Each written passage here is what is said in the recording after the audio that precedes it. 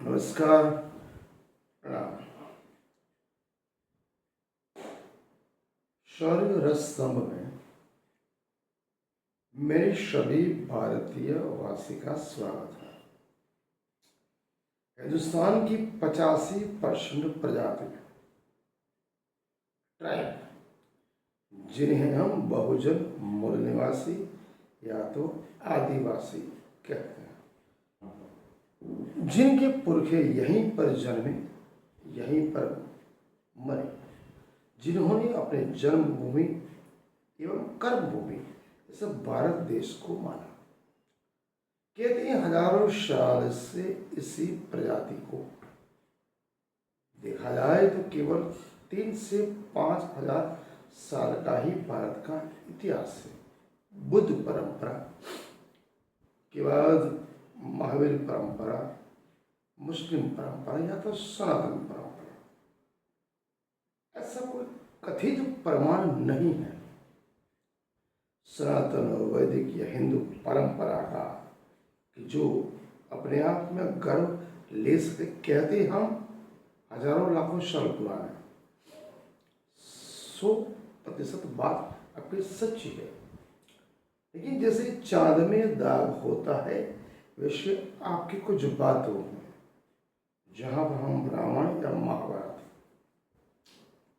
काल में कपोल कल्पित बातें, भाई भतीजावाद, कुटुंब में कलश, केवल युद्ध, जिनमें केवल हिंसा, असत्य, झूठ, चोरी, लूट, बलात्कार के अलावा रावण हो महाभारत में कुछ भी नहीं। सीखने लायक राम मर्यादा पुरुषोत्तम है, कुछ गुण है, साथ साथ कुछ अवगुण भी है, केवल मनुष्य तत्व दिखता है। जबकि महाभारत में केवल कृष्ण के अलावा किसी और, चाहे वो पांडव हो या कौरव हो, द्रोणाचार्य हो या परशुराम हो, उसमें केवल हिंसा, असत्य, झूठ, चोरी और जिसका खाना उसका नमक खाया, मतलब बड़ी सभा में अगर भीष्म, द्रोण, कृतवर्मा, धृतराष्ट्र, स्वयं 5 पांडव भी अगर एक स्त्री का अपमान रोक नहीं सकते, तो ऐसा क्षत्रियों को मैं क्षत्रिय नहीं मानता। बस सोचने वाली बात, राम स्वयं सीता का अपमान रोक नहीं पाए। महाभारत में द्रौपदी का अपमान बड़ी सभा में हुआ, चीरहरण हुआ। पांडव एवं पांडव के पूर्वज, मामा, दादा, काका, फूफा, पोए एवं पिता, महर्षि एवं गुरु, सर्वश्रेष्ठ गुरु अपने आप को कहलाते, वो भी उसे रोक नहीं पाए। तो कहने का तात्पर्य रामायण का हो या महाभारत का, त्रेता या द्वापर, स्त्री की कोई रक्षा नहीं कर पाया। रक्षा की केवल पूर्ण पुरुषोत्तम कृष्ण है। जबकि उसको क्या कहा गया? ग्वाला, अनार्य, असुर, राक्षस, ग्वाला, शूद्र कहा गया। तो स्त्री की सती हो, द्वापर हो, त्रेता हो या कलयुग में, कथित सवर्ण अपने आप को ब्राह्मण, पुरोहित, पंडित, उच्च वर्ण कहते हैं। ब्रह्मा के संतान, मनु की संतान, ब्रह्मा के मुख से पैदा हुए इस धरती के बुदेव भगवान के पहले उनका दर्जा आता है। अगर ईश्वर को मिलना है, परमात्मा को मिलना है, देव को मिलना है, तो आपको उसे मिलना पड़ेगा। पिछले 3000 साल से आरक्षण तो वो स्वयं खुद ही भुगत रहे हैं। शिक्षा, स्वास्थ्य, जो बुनियादी सुविधा, और कथित तौर पर जो बहुजन मूल निवासी, आदिवासी, SC, ST, OBC, जो उद्यमी वर्ग है, गृह उद्योग चलाते हैं, सख्त परिश्रम करते हैं, उनमें न तो झूठ है, अत्याचार है, असत्य है, हिंसा है, चोरी, लूटपाट तो बात कहो ही मत, जिनमें केवल प्रेम, स्नेह, सत्य, अहिंसा, दया पालते हैं, बुद्ध और महावीर के कदमों चलते हैं और कृष्ण की गीता को मानते हैं। उन्हीं SC, ST, OBC को इस ब्राह्मण स्वर्ण लोगों ने पिछले 5000 साल से उनका मानव धर्म कथित धर्म ग्रंथ हिंदू धर्म का सनातन परंपरा का सर्वश्रेष्ठ मानते उसी बदौलता 4000 श्लोकों में केवल मनुष्यों के लिए भी ही नहीं, प्राणी और पक्षियों के लिए भी उन्होंने नीति नियम बनाया। मनुस्मृति अगर जो कोई भी व्यक्ति पढ़ेगा तो उसको समझ में आ जाएगा, नारी जिसे हम foundation of the human being कहते हैं, जिसे कुछ राम और कृष्ण, मर्यादा पुरुषोत्तम, पूर्ण पुरुषोत्तम, महाराणा प्रताप, छत्रपति शिवाजी, छत्रसाल महाराज, गुरु गोविंद, गुरु नानक, महावीर, बुद्ध, जिनके कुक्ष पैदा होने का गर्व अनुभव करते, उस नारी को उन्होंने नरक का गार कहा।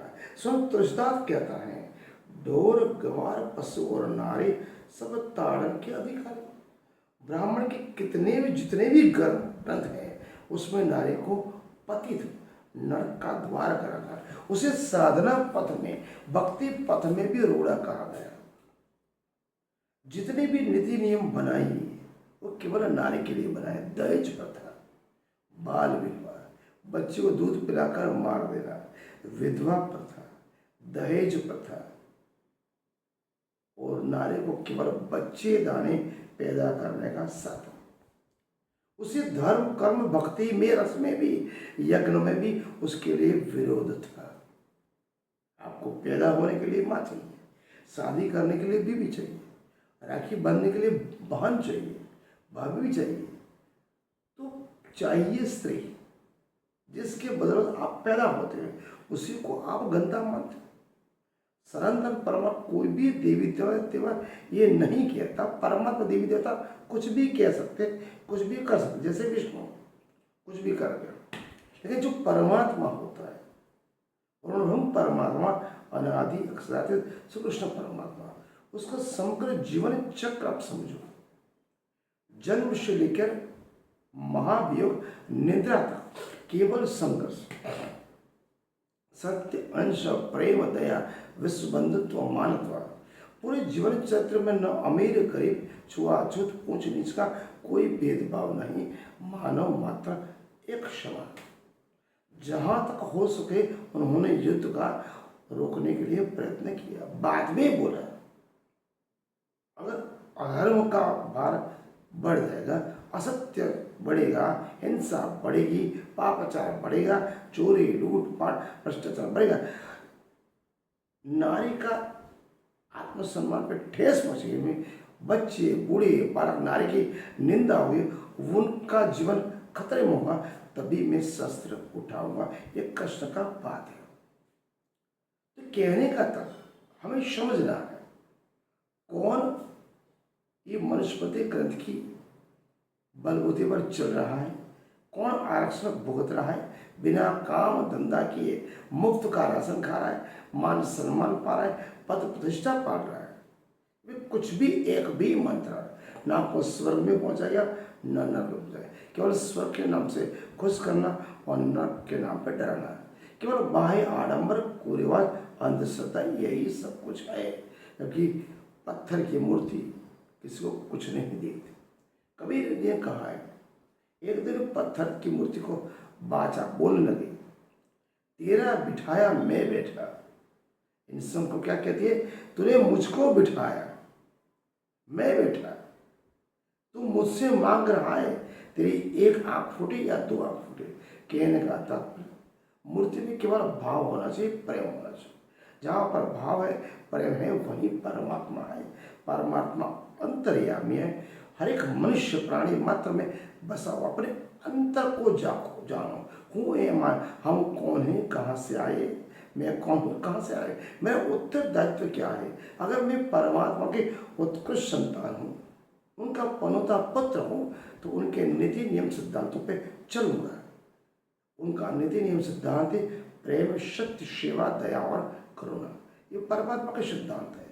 परमात्मा ने इस ब्रह्मांड में किसी के बीच न ऊंच नीच, अमीर गरीब, छुआछूत किसी भी प्रकार का भेदभाव नहीं रखा। अगर ये रखने वाला है तो केवल और केवल मनुष्य, वो भी निजी महत्वाकांक्षा और आकर्षण के तहत। कास्टिज्म केवल भारत में है। हिंदू, मुस्लिम, सिख, ईसाई 4 पथ पाड़े। ब्राह्मण क्षत्रिय वैश्य शूद्र, दुनिया के में कहीं भी देश में कास्ते जन्म नहीं, वहाँ पर काला और गोरा है। वीडियो अच्छा लगा हो तो किसी को शेयर करें, मनन चले और चिंतन करें, हम कौन है, कहाँ है, हमें कहाँ पहुँचना है, हमें अपने स्वयं के चेतना को उजागर करना है और मानव माता के बीच केवल प्रेम बरसाना। नमस्कार, प्रणाम, सत श्री अकाल।